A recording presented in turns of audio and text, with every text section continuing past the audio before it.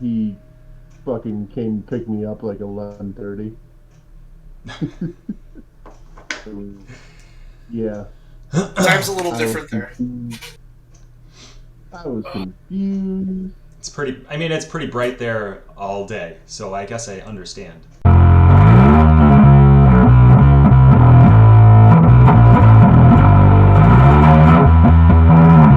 Hello, everybody, and welcome to the Wrestling Hour with the Brewd. I am, as always, Bud Robinson. To my right is Leon. Say hi, Leon. Hi, I'm Liam Robinson. Who deigned No relation. to drag his ass out of bed for us today. Yay, Leon! Way to go. I woke it up. I had to. And to my left is Saint Town. Say hi, Town.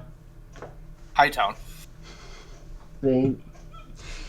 I'm a little sad that it took us 3 episodes to do that joke.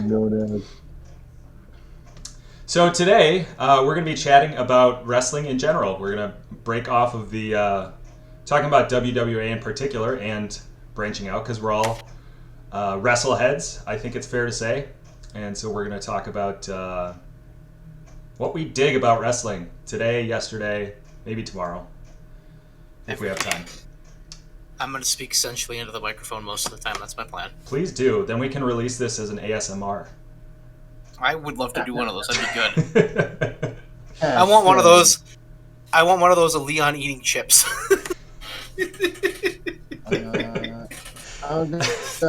Wait. No, I got some topables here somewhere, I think. That might be the only one I watch. I'm just thankful that we don't have actual video of this because Leon's just naked and all you can see is his naked Leon boobs right now. I got pants on. Okay. Well, that's great, Leon. We're gonna believe you. Don't show us. Just we're good. I don't believe you. I do not believe you. I'm gonna count it. I'm wearing a sweater. Hey, my sweater is very dapper. I look fucking amazing. You do. I agree. I want one of those. Mine's just a pleasant. I just need some hot cocoa and like a fireplace, Great. and I can tell you stories about things. Have a vinyl record player. Tell me stories of your youth town. Well, hey, that's a good one. Because the first question is, when did you become a wrestling fan? That was the perfect segue. Snap. That wasn't planned. Thank you, Leon. Let's start with you, Bud. When did you first become a wrestling fan? Then you exposed it. So my aunt, I guess, used to show me wrestling all the time when I was a wee lad. And but I don't remember. Define wee lad. Define wee lad. 2, 3, 4 years old. Okay. But I don't really remember wrestling until probably around the debut of The Undertaker. Because I remember that. my brother was huge into The Undertaker when he first came out. I remember sitting on the floor because he would watch it. I don't know why, but he would watch it like late at night. I don't know if he taped it or something. And I would just sit on the floor and watch it with him. That was really my first foray into wrestling. How about you, Leon? First time you became a wrestling fan, or when did you become a wrestling fan? I loved it as a really little kid. My dad, and his brother, my uncle, like we'd watch the old AWA broadcast because that was still. Wait a minute. Running. Is that why you hate work rate and like big guys that can't move? What a Oh. no. That guy should win because he's big and slow. That was the beginning of it. My very first live wrestling show we went to, we actually went to AWA over at Newman High School, and I got to see the Baron with the claw. I saw the Baron with the claw like 2 weeks ago. Me too. 3 weeks ago on AEW. Dude, I absolutely lost my shit. It was amazing. Spoilers. That I haven't sounds gotten that far yet. It made me very, very happy. Very, very happy. How about you, Tim? Are we cutting Leon off? Leon, are you done? Apparently. I don't want to cut you off. I didn't do it on purpose. Bud wants to cut you off, but I don't. The basic thing, do just AWA and then WWF on like Saturday mornings when it first started being syndicated and all that fun stuff. Well, probably not when it first started, but when we first started getting it in Central Wisconsin. Now you can ask And me, then bud. Wait, he's not done. He's not. Are you done, Leon? We keep cutting you off. I Yeah, apologize. got that. I think we're good there. Yeah. Okay. How about you, Town? Hey, I started watching wrestling when I was like probably 2 or 3 with my grandpa and my dad, and I don't remember anything about it except for Hulk Hogan, and I had a Hulk Hogan action figure, Mm-hmm. Yeah. and that was when I really started getting into it. I was probably like 5, and it would be probably about the same time you did, Bud, with the Undertaker. Mm-hmm. I remember when the Undertaker debuted, it was freaking wild. I remember that. And I was basically a WWF guy, and then I would also watch. Eventually, I got into WCW Saturday Night because of my uncle. One of my uncles was big into that. But all right, Leon, Yeah. who was your favorite wrestler as a kid, and why? Hulk Hogan, because he fought for what was right. Just fucking mark it. He beat up all the bad guys. That was, I mean, it was that simple at that point. He was a big, strong fucking dude, and he, he pounded on the bad dudes. So we're going like age. We're going like age, like 6 and lower for favorite wrestler. So that makes perfect sense, Leon. How about you, bud? Yeah. Hogan, Andre. I think those were the 2 that I was big into. I liked Undertaker because my brother liked him. So probably Undertaker was my favorite. Sounds right. Put Andre on the list. You can put Andre on the list for me too, because I remember asking my dad what would happen if they ever fought each other, and naturally WrestleMania 3 had already happened by this point. Like, they did, and I'm like, so then I had to see if we could go and get the Tape. get the tapes. Just for the record, that WrestleMania 3 match is a piece of shit. The story is great, and the moments of it are amazing, but it's just a piece of shit. The crowd, all the match sucked. The slam, the Hulk up, but I mean Andre could barely move at that point. Like, the one bump he took the whole match before the thing was just him falling on his ass, basically. I fell down. It hurt my butt. Yeah. Oh. Did they fight at WrestleMania 1? No, they fought at 3 and 4. One, Andre won a battle royal. One it was Big John Study at a body slam match. 2 was the battle royal, and 3 was that. Hogan was teamed up with Mr. T against Orndorff and Piper. Yeah. Because Piper didn't want to put Hogan over in a singles match. Who would? If I'm gonna answer the question of who my favorite wrestler was, yes, it's who gonna is your surprise favorite wrestler? you. Not now. As a 6-year-old, of course it was Hulk Hogan because everyone loved Hulk Hogan. Mm-hmm. My other favorite wrestler, and I don't have any explanation for this, was the Big Boss Man. I like the Big Boss Man. I fucking love the Big Boss Man. Like, we went to Stevens Point to see wrestling, I popped for the Big Boss Man harder than anything I've ever done in my life.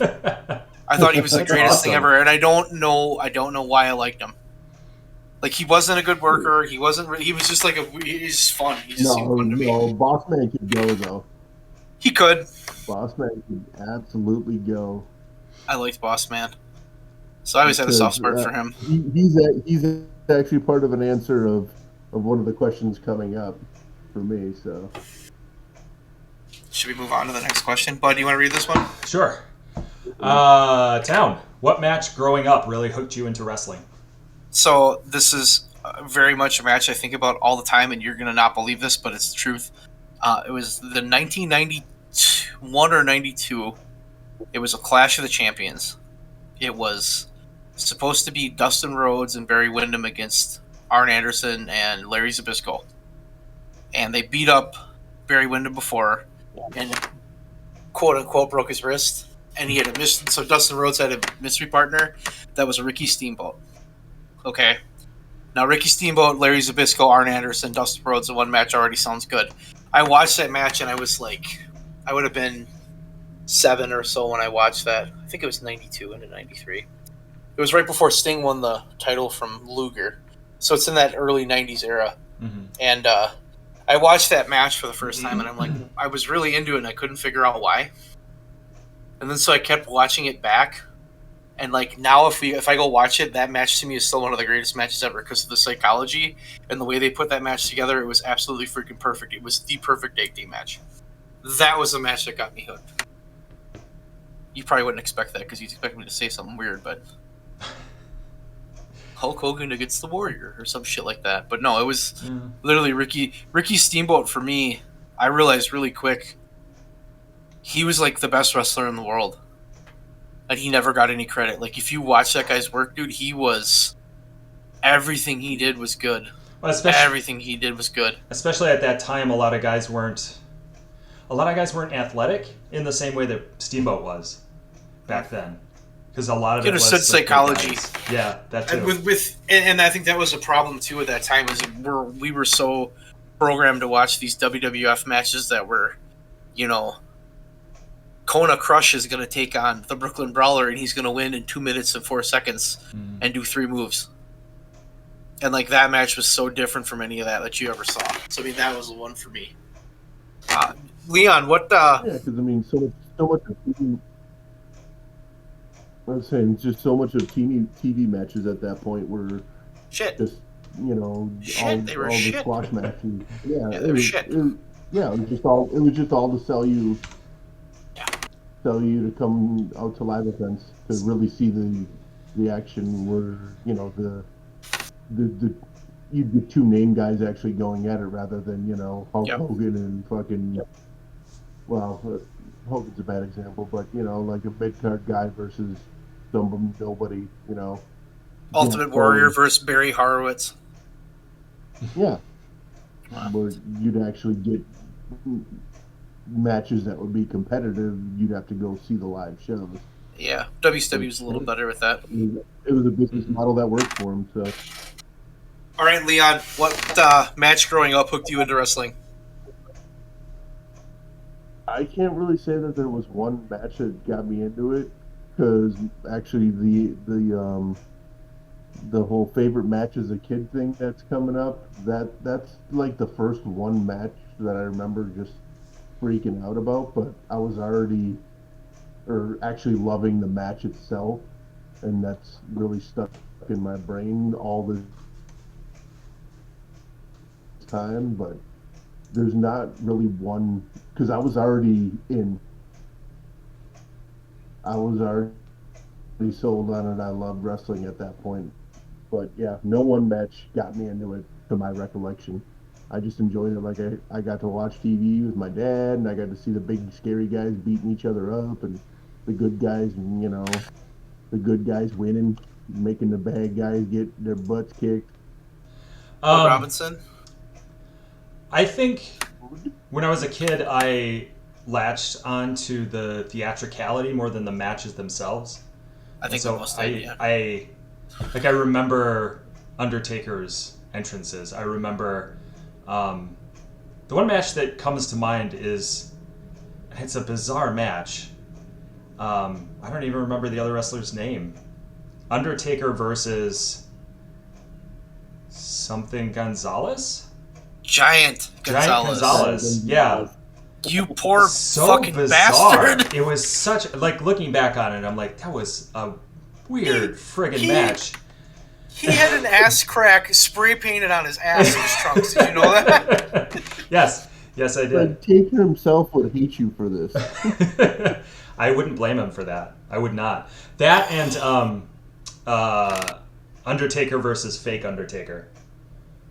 Oh, that was a piece of crap too. But I get it, because it was all about, when you're a kid, it's more about the theatrics and the big and the, oh my god, this is happening, and they're telling you this is important, so you buy into it. Right. So I get that.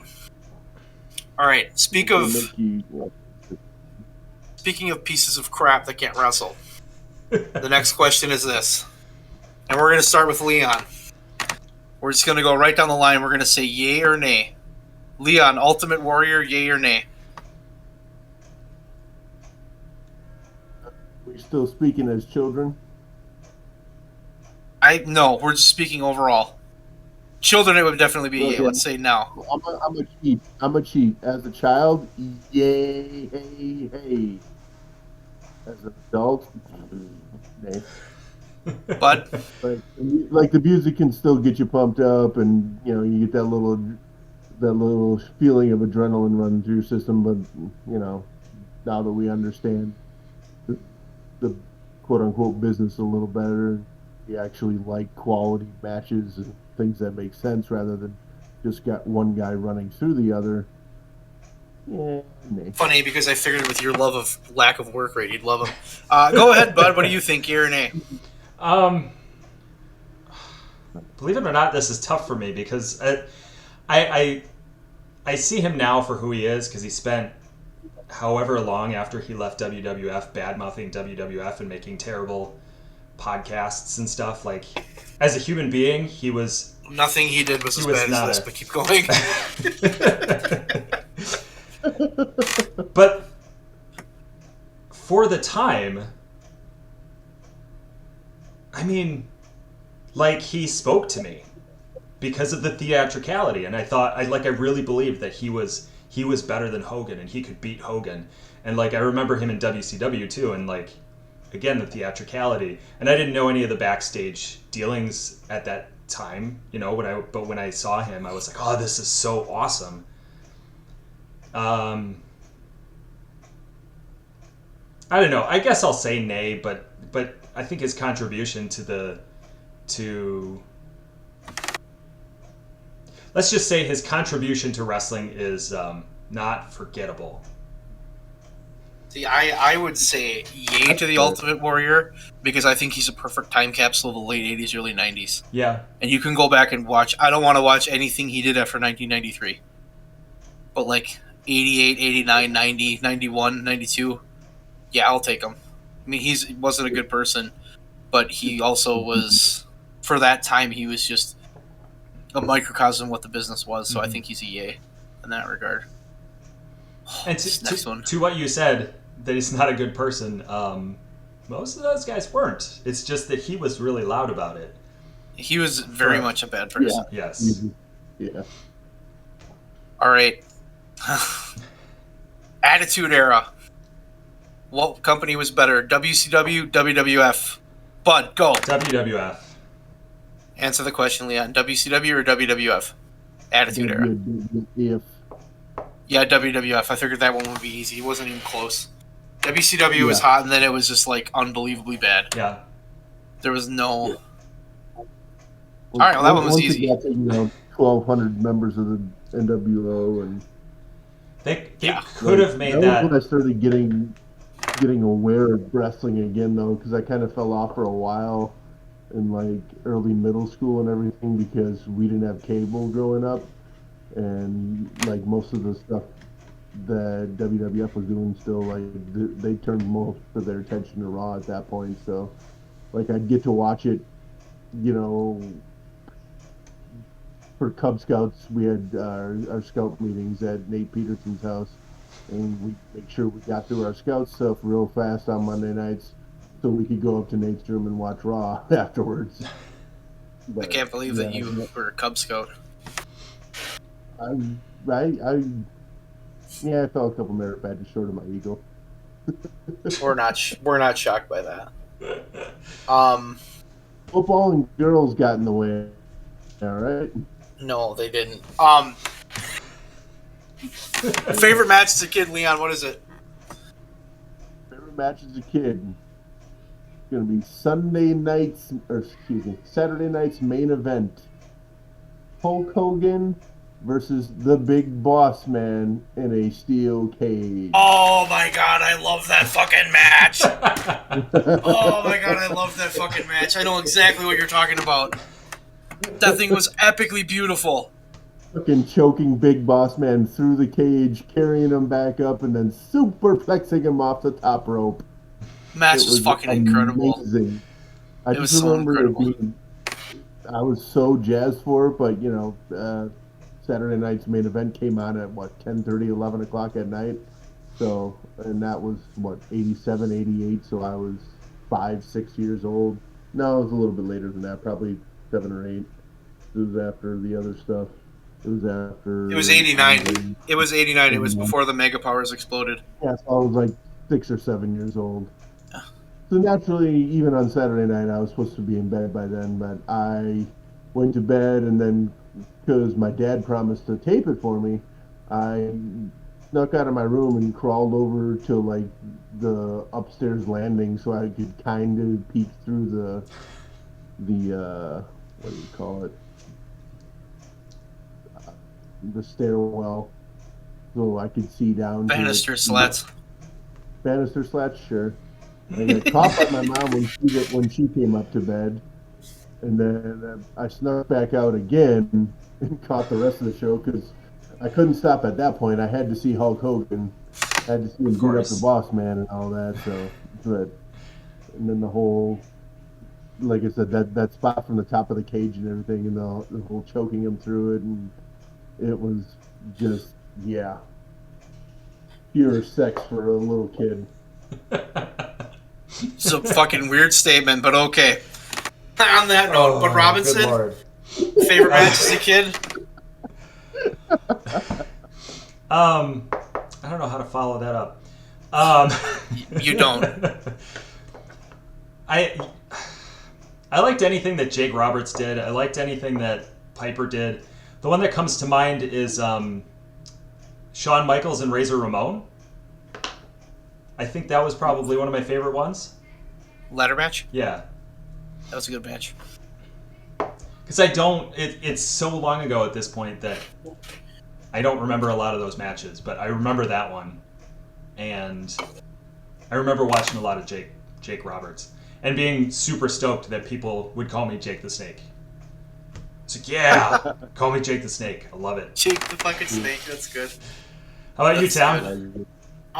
Mine is the match I watched on repeat as a kid when I was like 5, 6, 7, 8. Would have been the Mega Powers exploding, Hogan and Savage at WrestleMania 5. Yeah. Fucking loved that match. I love that angle. Looking back on it now, Hogan was the heel, but whatever. I mean, it's that angle was way more fucked up than it should have been. Mm-hmm. Okay. We're going to move to our teenage years. So between the ages of 13 and 19. Okay? Do your best here. What was your favorite match between 13 and 19, Bud Robinson? You're going to make me go first. Okay. Yeah, answer I am. Because I don't know the answer. I'm fighting to remember whether these matches happened before I turned 20. I have to feel like they did. Yeah, because we were in high school. Jerry Lynn and Rob Van Dam, they put on somewhere around 122,000 awesome match. Like every single one of their matches was incredible. The one that I remember was on ECW. It was on there when they were on TNN, I think. Yep. Or it might have been a pay-per-view. Regardless, like they have this exchange where it's just back and forth and back and forth, and they end it as they do a lot in the indies now, but like then it was new. They just did like a back and forth, and they were like trying to one up each other, and they ended like in a fight pose, and everybody just popped because both of those guys could fucking go. Like they could fucking go. Rob Van Dam,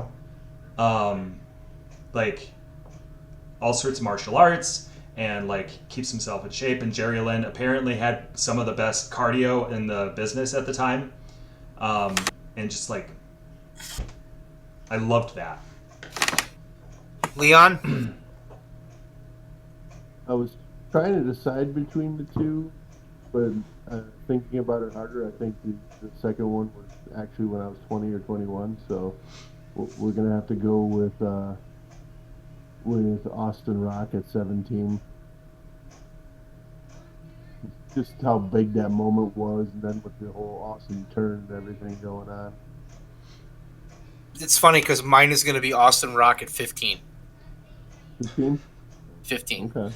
Because that match to me was the one at 17 was insane, but the fact that Austin turned heel at the end felt weird. Yeah. But at 15, so weird and wrong. I just remember watching WrestleMania 15 and watching that whole show and that build up to that whole show. that moment where Austin the Rock had the match. You knew Austin was going to win, but you didn't know Austin was going to win. Mm-hmm. And they did other than Michael Cole saying Austin's going to win at one point, he fucked up. But, shocker. But just that match itself was so laid together so perfectly. That's one I remember. I remember just watching that and feeling like, and that was one thing I think the difference between WCW and WWF for me was that felt like big. That felt like a big match. Mm-hmm. That felt like a big moment where on WCW you could watch a main event of Hogan and Piper at like Starrcade 96. And it was just like, this is whatever. But that WrestleMania match always felt so damn big to me. All right. Yeah, here we fucking go. Favorite match as an adult, which means anything over the age of 20. Why don't you Leon, go you're going? No, you go. You go, Town. You haven't gone first to that. Fuck. Yeah, you haven't gone first on anything. All right, I'll go first. I should just go with an Orange Cassidy match just to piss Leon off, but I won't. Any of them. My favorite match as an adult is going to probably be an AEW match because AEW has been just fucking incredible so far. I'll tell you what. In the past three years of watching AEW, I'm going to go with Hangman Adam Page, Kenny Omega. I'm going to go with that because that's the first time in a long time I gave a fuck about a match. I watched that match, and I'm watching the way it unfolds, and and it's such a good match. The Young Bucks come out, and I'm like, oh, you motherfuckers, if you screw him, I'm going to be so pissed. And it's like, am I a fucking mark? Like, what is going on? But that match to me was... Yeah, there's been matches in AEW that have had better work rate and better flow, but that match to me was like the perfect build, the perfect everything. They told a 2-year-long story, and it was just like fucking... I was so invested in that match. And I fucking popped out of my seat when he won. And it's like, I haven't done that for wrestling, I haven't done that since I was like 18. So I mean, it was a cool feeling to have because that match made me care. So I gotta go Hangman Omega. All right, bud, you're next. Okada Omega. I have a feeling the word Omega is gonna get settled out here. I think so. Which one? Their final one. Because I don't think that I've seen all of them. There was 3, maybe 4. But the story that they told through that, and both of those guys can go. I mean, that's obvious, but like the story that they told through each one where Omega couldn't hit his finisher, like over and over and over again. And then he did he live? I might be getting stuff mixed up, but I think maybe the second to last one. When did he win the title from Okada? The last one. Okay. I want to say it was the last one. I think it was the third one, and then they had a fourth one. Yeah. See, I've seen these matches, but I'm not well enough. Like the stories around them, I don't know. Yeah, it's hard to follow on all the stories and everything. Like, when they started doing when they started putting, I forgot the name of the show that they have on God, I can't even remember the network, that one that does like live music and everything and live fight or live MMA stuff. But the show that they have on that ow, God damn it, Ninja. That Ninja's a cat. He's getting beat up by a cat. Need to clarify. When they had Mauro Ranallo and everything, when he was announcing on that show, him and Josh Barnett, that's when I started getting into that. But even with then, it's hard to keep up with all the storytelling that they do. Like Jado, like all the long-term booking and such that he puts together is. I mean, that's the stuff that's kind of where the Bucks and Kenny and all that learned that from. Mm-hmm. They've got a really good setup and a really good system, but I think it's hard because we don't see it firsthand. And even if you saw it firsthand, it's in Japanese. But Leon, here's my question: what's your favorite match as an adult, and why is it Big Show versus Khali? Well, I mean, just the work rate between those two is phenomenal. I'm kidding. Uh, They're tall. nah, my favorite one as an adult, um, while Omega and Hangman is up there, I gotta go with Punk Cena and Money in the Bank in That 2011. was a good Yeah, one. that's a good one Yeah. too.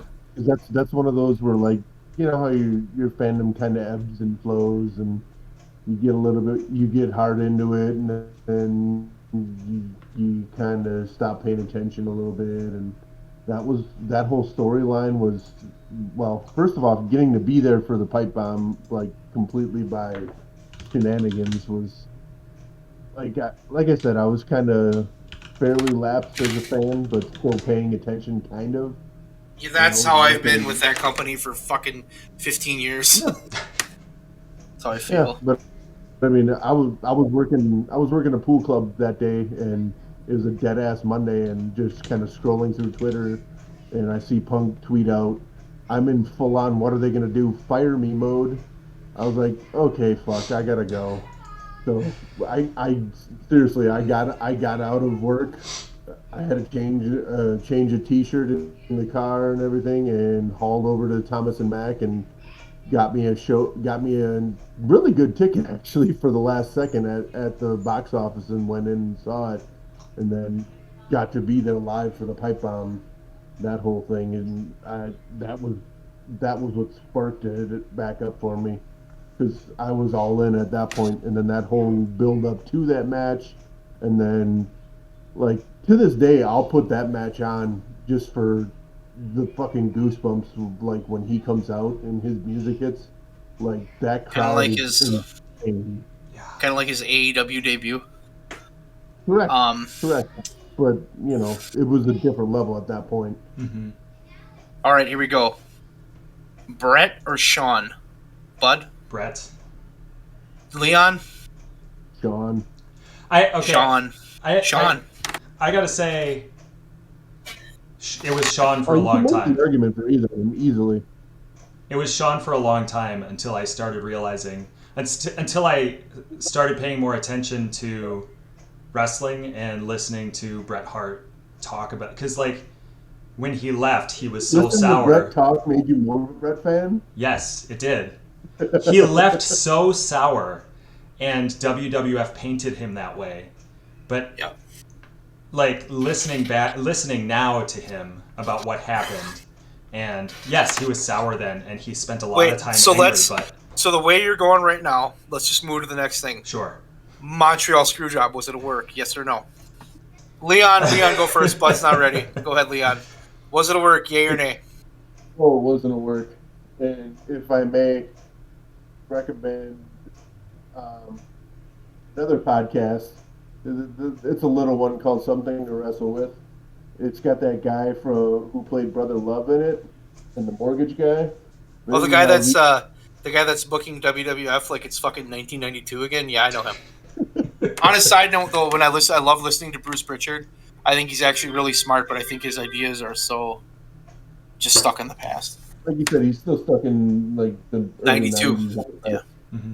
But they recently did a remake because you know how fucking busy Bruce is with his actual job now and everything. Ruining people's They lives, yeah. replayed, yeah, they replayed their very very early episode with just Bruce and Conrad talking about the screw job, but they added on a short interview with, I want to say it was Mike Chioda. He talked about how he was his involvement with that day, like he was supposed to be ready to run in or some shit like that, or for a ref bump. But then the other thing is the really good one was that they interviewed Briscoe about it, and his interview with the whole thing, like y'all should listen to it. It was really good. It was fascinating, and yeah, it was absolutely, it was for real. It was not a work. See, I'm under the impression that it was real, but I think Bret Hart knew more of what was going on, and I think He probably had an inkling. Yeah, But I it think in wasn't. It Inkling, wasn't. It wasn't like he was working everybody else. It wasn't no, like he was in it.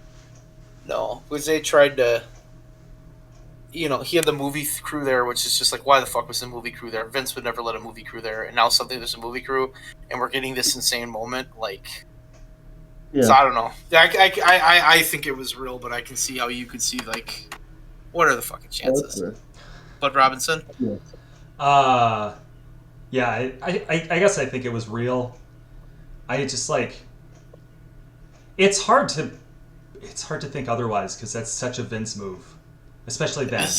Like it was really such a Vince move to just like be like fuck you. Well, I'm just helped create the Attitude Era and everything. That's true. Yeah. Without that, the Attitude Era never would have happened.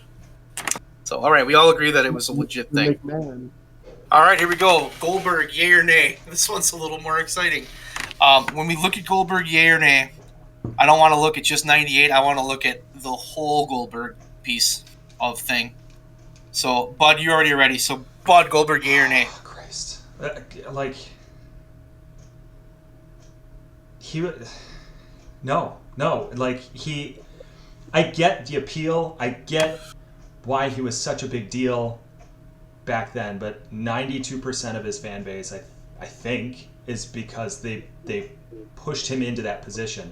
As a worker,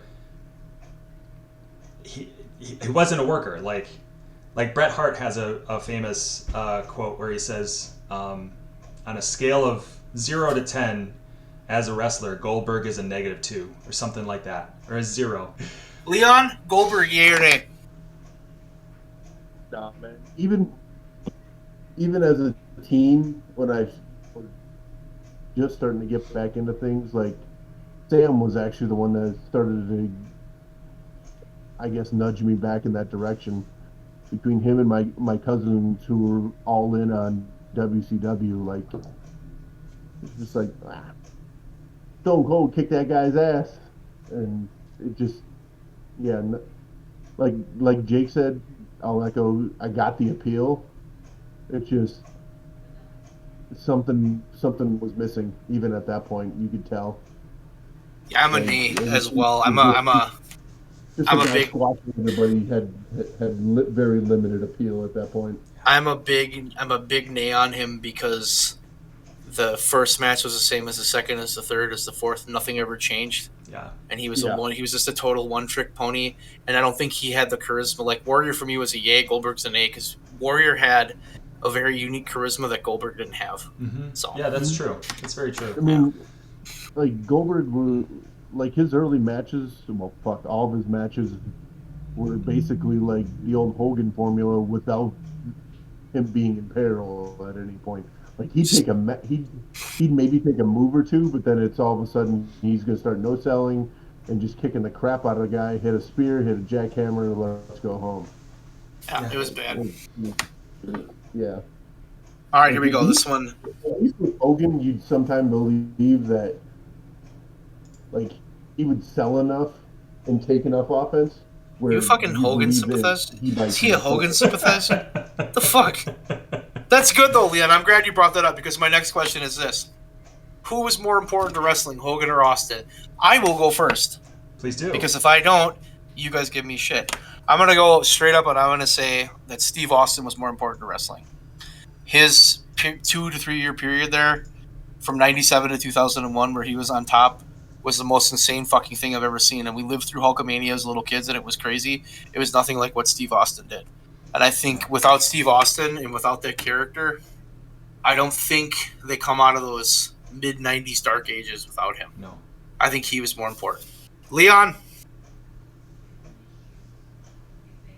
He's going to say Hogan because he's a dick. Valid points. Valid points. But gotta go with Hogan because... Fuck you all, I like Shawn Michaels. He could have put anybody... Vince could have put anybody... Says he could have put anybody in that role and made anybody Hulk Hogan, given him that character and taken over the world, but I don't think so. See, here's what I'm going to say to you though right now. Here's what I'm going to say to you right now. Is if you look back at 1985, there's like 4 or 5 other guys that could have been in that spot. They could not have had his character. I would never say that, but there's 4 or 5 other guys that could have went to that Hulk Hogan spot and could have taken off. In 1997, when Steve Austin took over, there was nothing else because it didn't work for Brett. It didn't work for Shawn. There was nobody else. They were trying to push other people, and it didn't work. There was like Austin or nothing. He was the one. He was the catalyst that did that. Now, if you go watch their shitty DVDs where they try to act like the Attitude Era was all because of Triple H and DX, which is not true, it was all Steve Austin. Because I watched those shows. When everybody was watching WCW, I watched Raw.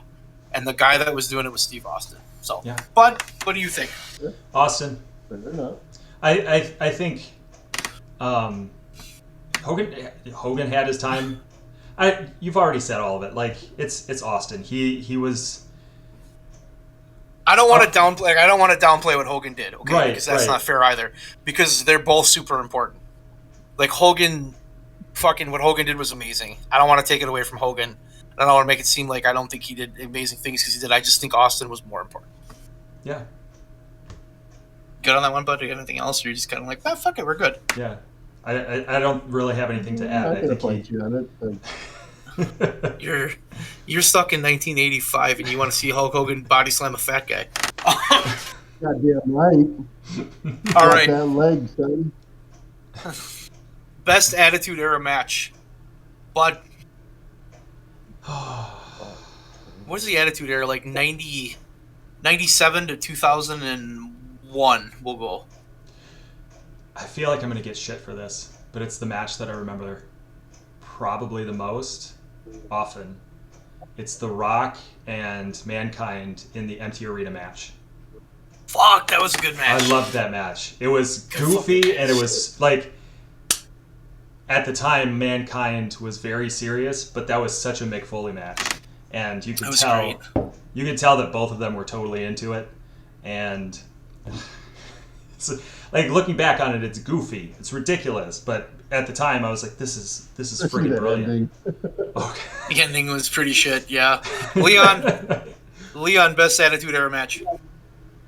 Like, I wasn't watching a ton then, obviously, with my lack of cable and everything, and then I caught back on it at the very end, watching pay-per-views at your house and all that, but looking back and the stuff that I've gotten to watch since then, I'm going to have to go with the big, 10-man match at Stampede, Canadian Stampede. Fuck, that was a good match too. Just with the crowd too. That was a good match. Crowd was insane, and then the match was like all 10 of those guys were just fucking from the word go. They were on. You guys ready for mine? Because mine's gonna throw you for a loop. Armageddon, 99 or 2000. I think it was 2000. The 6-man match, the one where Taker threw Rikishi off the cage and Kurt Angle won. Really? I freaking love that match. That match it was all the big stars, and it was just that match to me was just fun. I love that. Yeah. Like if I think back to the Attitude Era. And the way Kurt Angle won that match. Yeah, well, yeah. But I love that match. That's why he's in this. Oh yeah.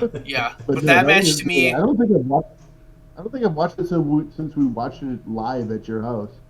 I've watched it I love the flow of that match, and that was something that I always wanted to duplicate with us. Like when we did we had the freaking 8-man thing we did where we had all the belts on the line in the main event of that one show. I think it was like a summer show we did. That's what I wanted.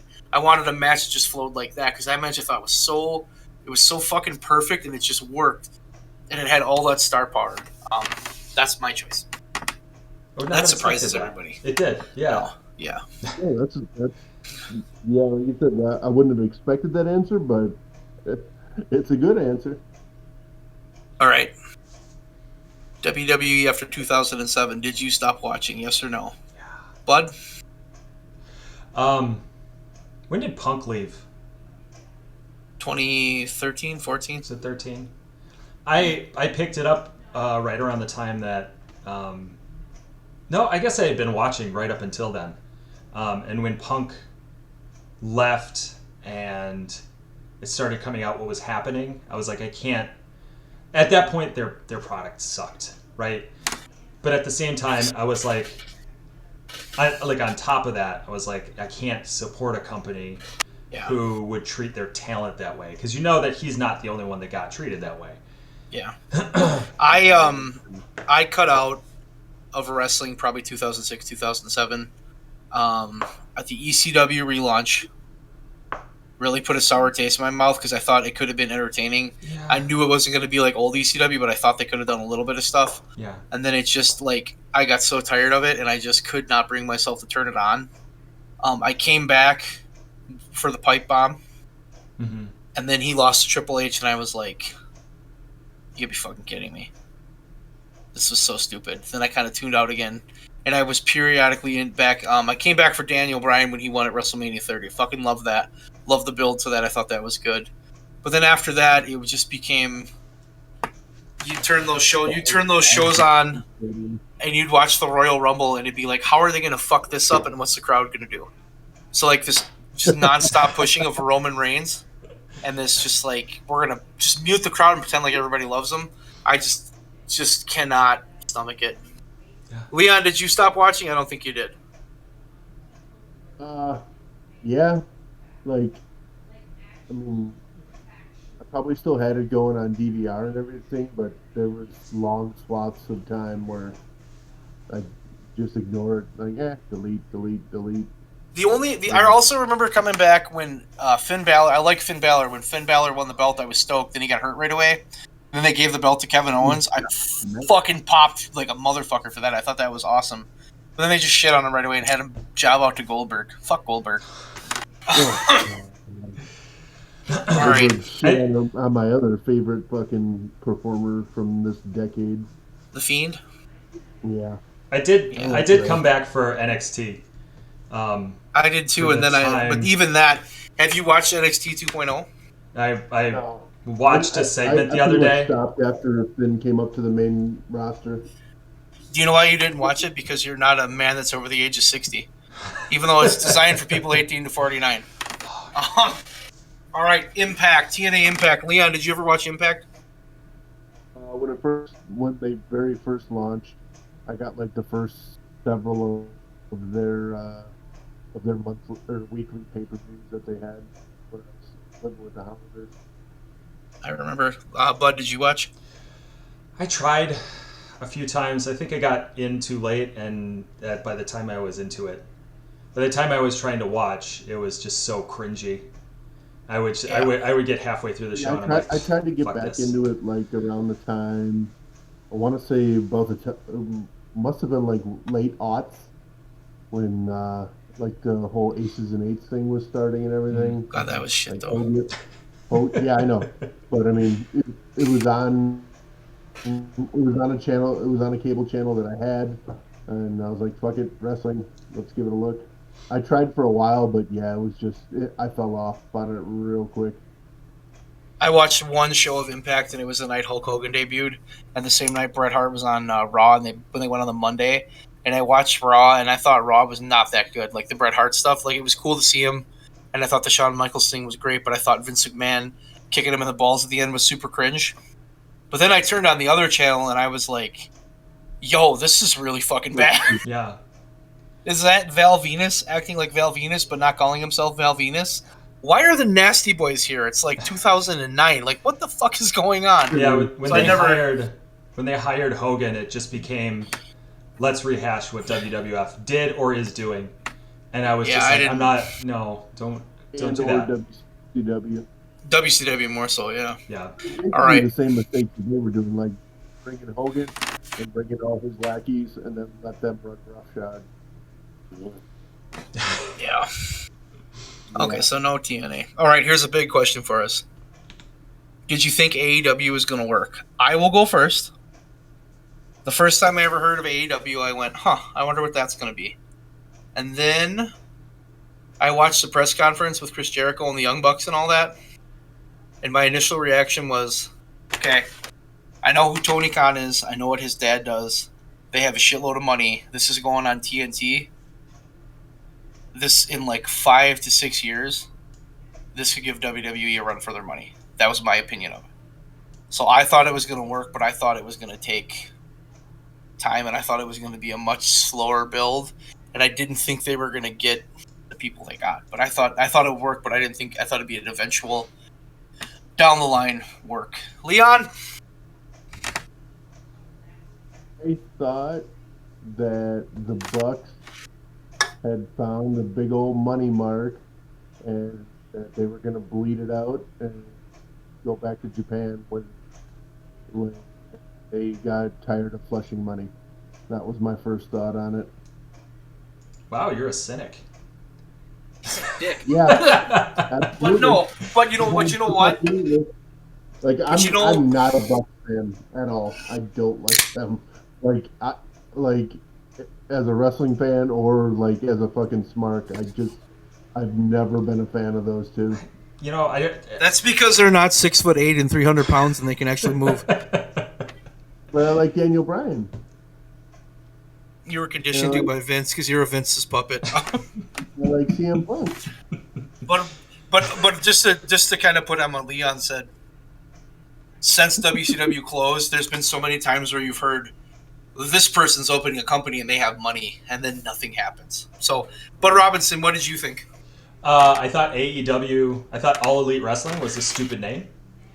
But as soon as I heard that Omega was on board, I was like, yeah, they could do this. And I got really interested when they were teasing CM Punk right in the beginning. I was like, yeah, I mean, this is clearly where he's going to go because this is... It made perfect sense. Yeah, it made perfect sense. Yeah, actually fun. I'll tell you what, though, I'm super stoked that Punk did not go in right away. Yeah. Because what they did was they managed to build some stuff up, and then they added him on top, and then they got Bryan, and then they got Adam Cole. It was just like, holy shit. Yeah. All right, Leon, Cena or Punk? Punk. Bud Robinson, Cena or Punk? Cena. You dick. No, I'm kidding. It's Punk. It's Punk. I loved Cena for so long, but like... Punk does it better. It's Punk. Yeah. I love Cena, and I respect what Cena did, and I think Cena's run on top is never going to be matched again. He didn't make the most money, like he didn't do the greatest stuff, but he was there for so long and he did a good job. Yeah. But Punk. Banner for so long, but Punk, in his own words, made it fun again. He did. But I think Cena, as as a WWE guy, I think he's gotten as somebody who the WWE has put in all their money behind, has done amazing things. They never did that with Punk. Punk just went his own way, and yeah. Fortunately. All right. Favorite wrestler today. This one's gonna be fucking amazing. Leon, you can go first.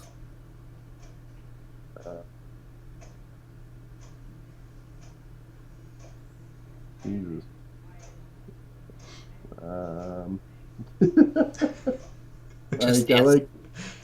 You have to pick one. Your favorite wrestler today, the wrestler that you watch when you turn on the TV, you're just like, fuck, that's the person I like. Who's it going to be, Leon? No pressure. I gotta go with Bryan right now.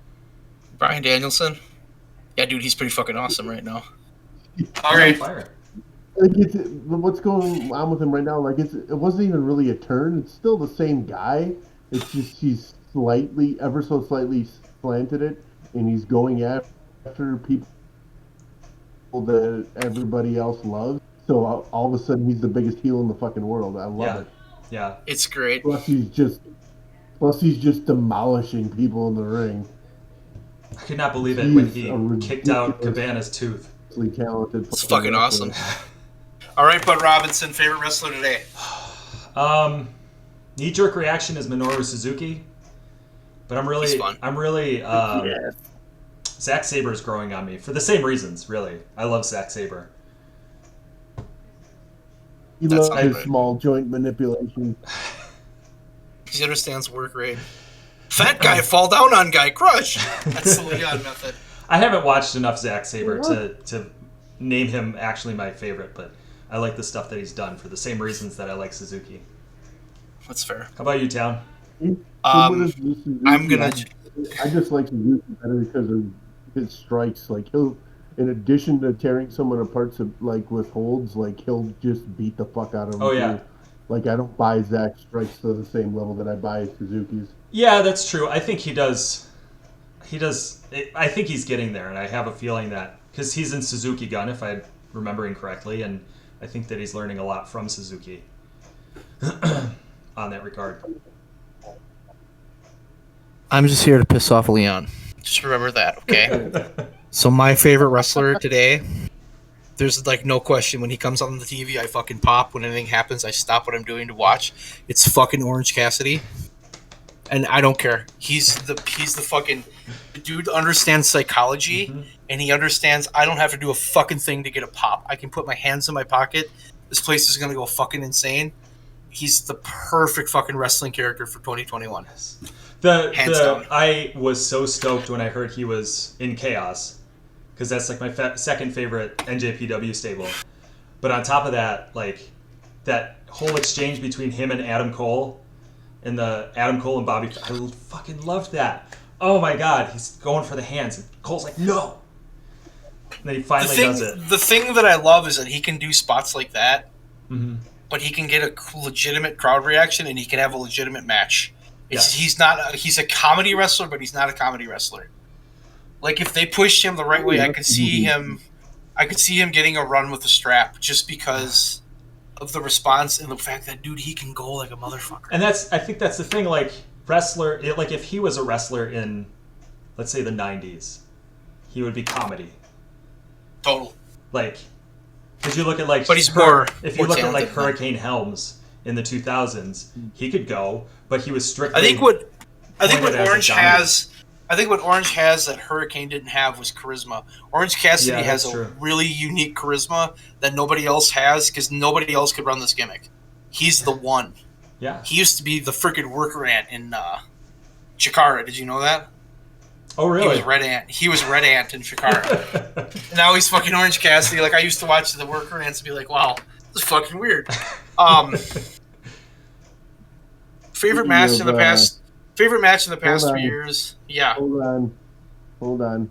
Of oh, here we go. Speaking of him being in Chaos now, I don't know how much County is familiar with it, but I need a fucking OC and Yano tag team. I'm sorry, OC and who? Toru Yano. Oh, yeah. Another comedy type wrestler who can actually fucking go. You know what, Leon? No. Hold on here. When I talk about Orange, when I fucking talk about Orange Cassidy, you talk shit about how stupid he is. I don't think you're permitted to talk about him anymore. I think that's where I'm at. You what?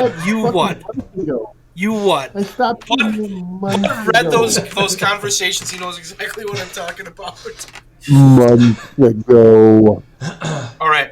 I changed my stance quite a while ago. You can't keep throwing it in my face. I can. I do want to say one thing. Opinion.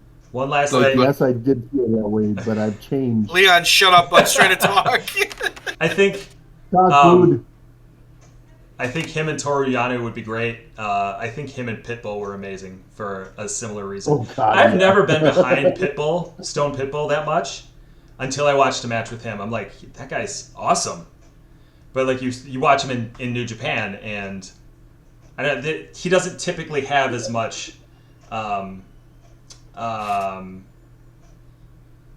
I feel like he doesn't have as much time to like get with the crowd. He's not as over in New Japan. That's probably just my stupid way of reading it. But I just like it was awesome. That's all. We can continue. All right, we're gonna skip the favorite match of the past 3 years because we kind of already talked about that enough. Next question. Does AEW have too many workers? Yes. I will go first, and I will say, when I watch the show, I do not feel like they do, because the way they shuffle people in and out, to me, works really well for me. Because part of the problem I have with Raw and SmackDown is I see the same fucking 10 people doing the same thing every week. So it's really nice to have this set of guys here, and this guy comes in, and that guy comes in. You have your main guys that are there. Your Bryan Danielsons, your Punks. Those guys are there more frequently. The MJFs, Jericho. But even them, they can take time off, and somebody else can come in. Yeah. So I like the way they're set up right now. Bud, what do you think? Or Leon, you want to go? Go ahead, Leon. I was just gonna kind of pile on to your point. I like the way that they can that they have where they don't like every match doesn't have to be from the feud that the guy's going on right now. Yeah. Like you could just be a match because I'm better than you or something like that, or you know, I. It doesn't have to be a storyline driven thing. It can just be a match because the booker said, "Hey, we're gonna have you two fight each other tonight," and it's just a means to crawl up in the rankings or something like that. It doesn't have to be something where I love the ranking system. Yeah. it's not finished because the other person that they're feuding with is going to come out or something like that. It can actually just be a match. Yeah. If that makes sense. Yeah, I would agree. Like I think the ranking system. I think that puts it all together, right? Like CM Punk versus Lee Moriarty doesn't make sense long term. Like from a WWE point of view, it doesn't make sense because they're not fighting, they're not feuding. So like, why put them in the ring together? But yeah, in AEW, it's like there's a ranking, and both of these climb. guys want to win, even if they don't have any history together. That doesn't matter. And a lot of these guys are from the Indies, right? So like, a lot of them have histories together, and so the announcers can play off of that, and the wrestlers can play off of that. If I can play off of what you just said, I think one of the biggest differences for me between WWE and AEW is matches in AEW matter. Yes. It matters if you lose, and winning is important. You want to win because if you win, you climb the rankings. Mm-hmm. And like a guy like Jungle Boy, who has starts winning matches and climbs, and he's ranked number 1. He's got to get a title shot. It's like, shit, he does. He's undefeated, or he's only got 2 losses. He's got to get a title shot. Yeah. And he didn't win, but he won that match. I remember watching him fight Kenny Omega, and I was like, I'm a Jungle Boy mark, by the way. I remember watching that, just being like, holy fuck, this guy's good. This guy's going to be a champion someday. He's not ready now, but eventually he's going to be a champion. If Jungle Boy and Orange Cassidy main event of the pay-per-view, I'd just lose my shit. I wouldn't know what to do. I would agree. Who you side with then? Who are you cheering for? Orange Cassidy, but I like Jungle Boy too. All right. We can quick run through these next group of questions. It's kind of how I envisioned this. Just a simple yes or no, and if you want to throw a quick word in. Question number 1. Do you watch Monday Night Raw? I will start, and I do not. Bud? No. Leon? I haven't in ages.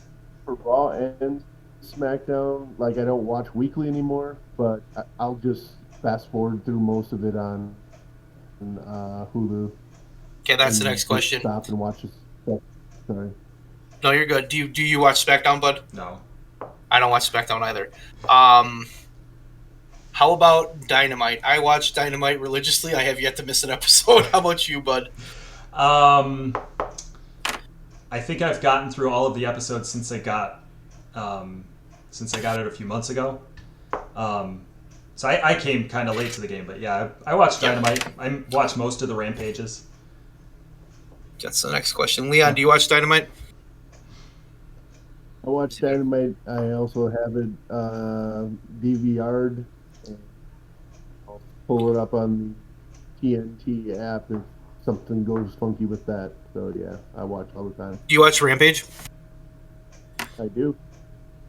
Same stories. I have it on my DVR, and then I moved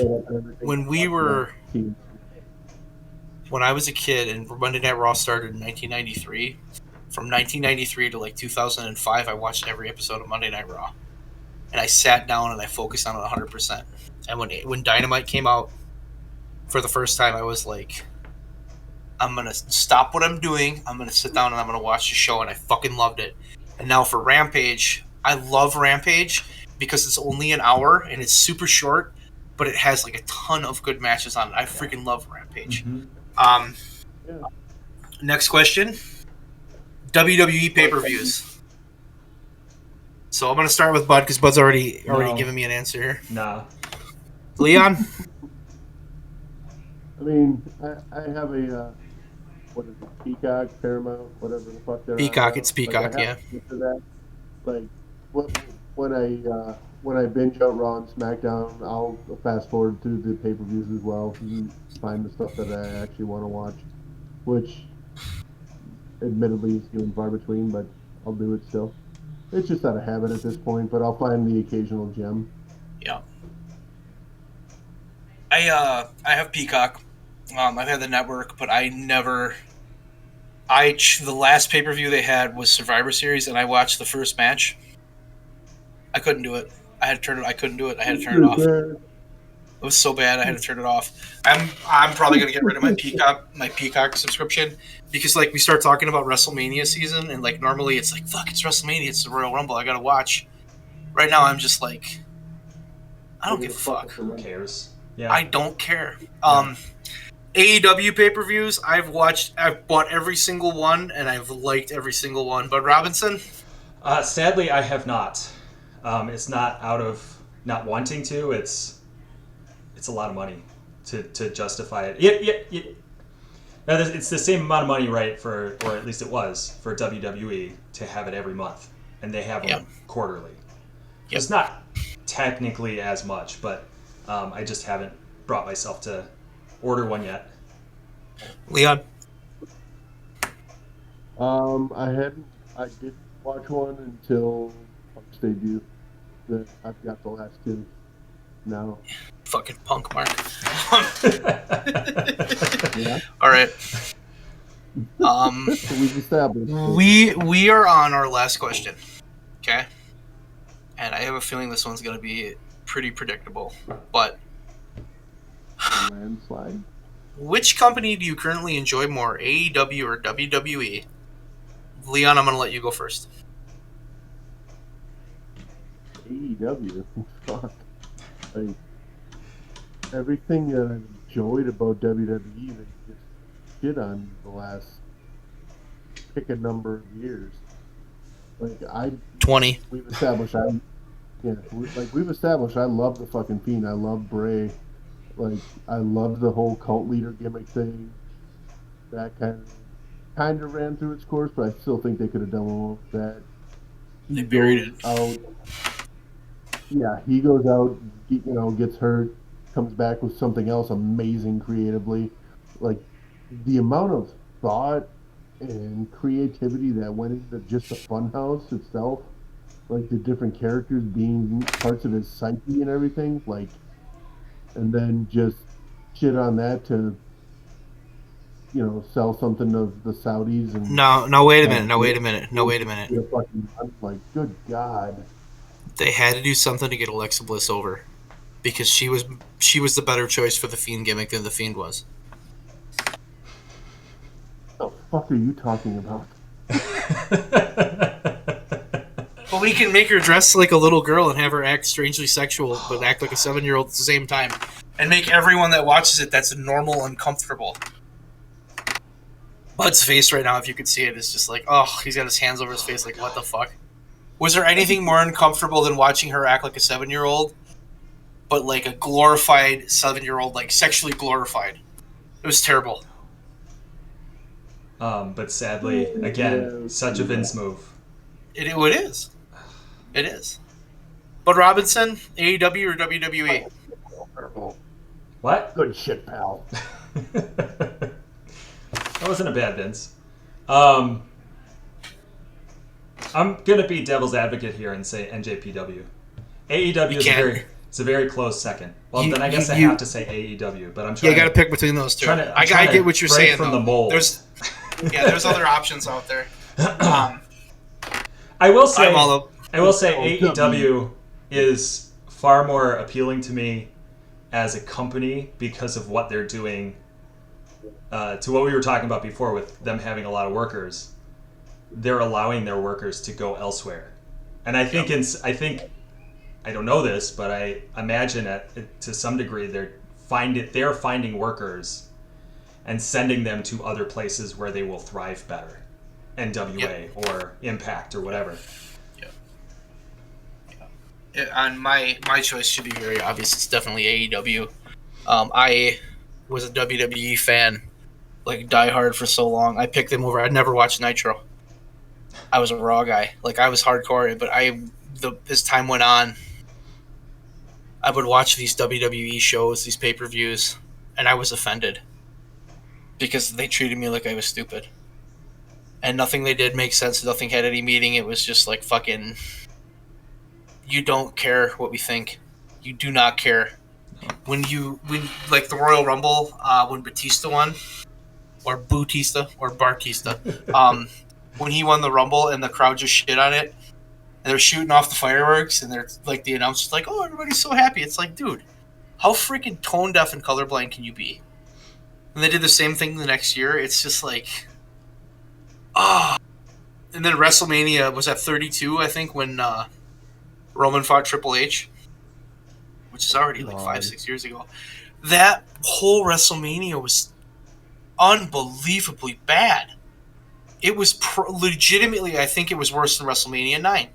And WrestleMania 9's a turd. But like, no, because I watched it with Rainville, and we're like sitting here, and Rainville does not watch it all anymore. He's like, "Oh, I saw something on Twitter about CM Punk coming back." I'm like, "Yeah, he's coming back." "Oh, really? What's Vince going to do with him?" I'm like, no, he doesn't work for WWE. There's no concept of what's going on. But we're watching WrestleMania 32, and I knew shit was going south when AJ Styles fought Chris Jericho. Or no, that wasn't. That was the one before. Who did AJ Styles fought Shinsuke, and Shinsuke fucking lost, and Asuka fucking lost. And, like, it's like, what in the fuck are they doing? And then in my mind, I'm thinking what they're trying to do right now, because I figured it out, is they're trying to have the heels win. So in the main event, when the good guy wins, you'll be happy because the good guy finally won. Now, the fucking problem was the good guy that you had won most hated wrestler of the year in the fucking Wrestling Observer. Which is just like a microcosm for everything that is wrong with your fucking company. Like, I watched that show, and I was like, this is the worst thing I've ever fucking seen. It was also like 8 hours long. And I'm done. Like, you get to the main event, you're already done, and then the main event wasn't good. They didn't work good together. Roman's better worker now than he was. And he just could not work as he's just not a baby face. Like, I think that's all it is. I think he's just not a baby face. But that whole show was just like, oh my god. Which main event was that one? Roman Triple H in front of the 100,000 people in Dallas. Oh god. Yeah, they muted the crowd right away. I just remember, you know, prior to AEW, I was always buying in that match. But he wasn't, because he was getting cheered. Shit all over Roman. It was great. It was bad. But I stopped watching wrestling, and I stopped giving a shit. I was watching a lot more UFC. I was to the point where I was getting there was months I got 2 UFC pay-per-views. Because I'm like, oh, this is alright, it's entertaining. Because that's like the entertainment I like. It's that kind of thing. And then fucking AEW rolls in, and I watch this, and I'm like, what the this is really good. Well, now suddenly I'm not buying UFCs every month. I'm like, no, I'm cool. I'm just going to watch Dynamite or Rampage. I don't care. And I still like UFC. Don't get me wrong. I think UFC is amazing. But it's like everything that WCW did in 99, 2000, 2001, WWE has done 400 times worse. But it doesn't matter. Because they're the only company.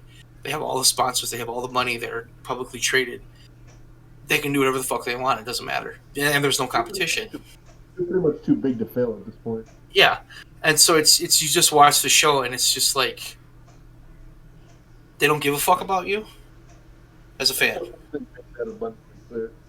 They don't give a fuck what you want. They don't care. They have what they're trying to do. They're pushing their narrative, which, okay, that's fine. But then when you're rating, you know, we're like, you guys realize they were pulling like 7.5 ratings in the Attitude Era. Mm-hmm. Like, millions of people are watching the show, and we're not even hitting 2 million people for Raw anymore. Yeah.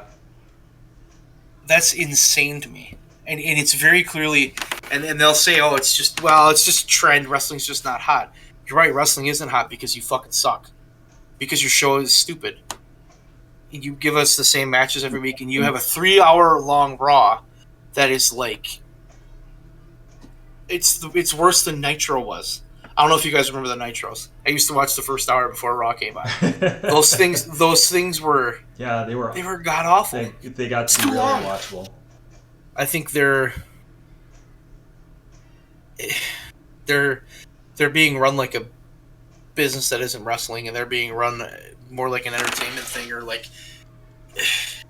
Have you ever watched a soap opera, like a legitimate soap opera, where you watch the show and you have the same characters that are on there, and like none of it makes any fucking sense. They just keep recycling shit, and like they have people like this person died, but here they are back 2 months later. They just needed some time off. That's essentially what they're doing, because on Raw and SmackDown they have the same workers doing the same things. They have the same matches all the time, and they're at a point now where they have literally a handful of workers that are both good enough and believable enough to actually be used in an important role. They don't have any stars. They've just killed they've killed all their stars. Well, they had this huge swath of Go, bud. They had this whole swath of stars that they built up in NXT. Shinsuke, Asuka. And they shit on them all. Kevin Owens, even. I mean, Kevin Owens, I think, is probably one of the ones that's doing the best, and he's still not doing that great.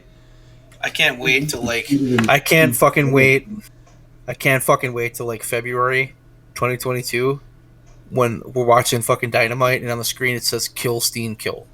I'm just saying. I'm just fucking saying. He's never gonna bring back the kill though.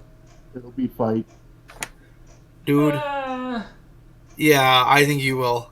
Because if that fucking popped on the screen, that fucking arena would go insane. Yeah. And I think Sami Zayn, same fucking thing. I think he's out. That one. Kevin Owens needs to go to fucking AEW. So does Sami Zayn. I think those are two guys that are gonna. I guess Leon for you, Bray Wyatt in AEW. I mean, if he's there, at least I can watch. Because I don't know where else he could possibly go that I can even have access to at this point. So I don't know. Does he fit though, or is he an Impact guy?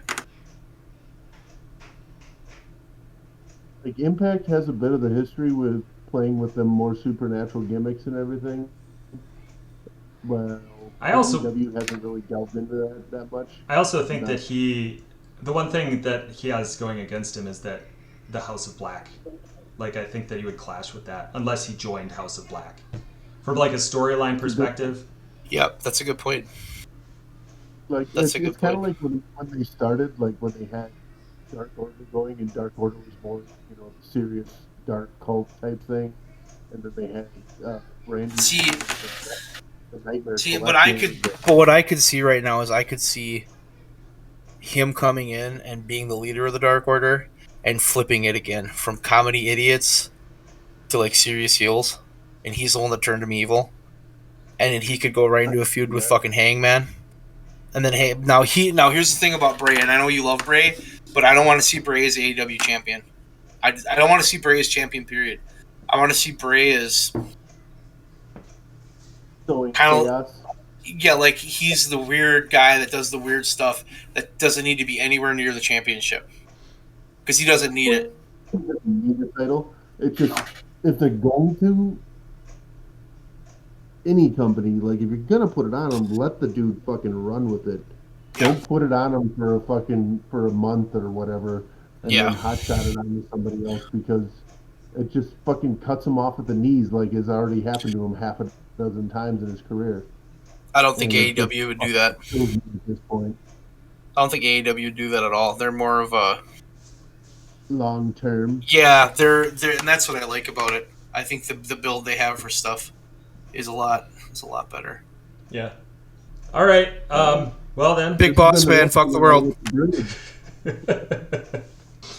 All right, we'll call that a wrap. And I have been Bud Robinson. I'm down drunk by.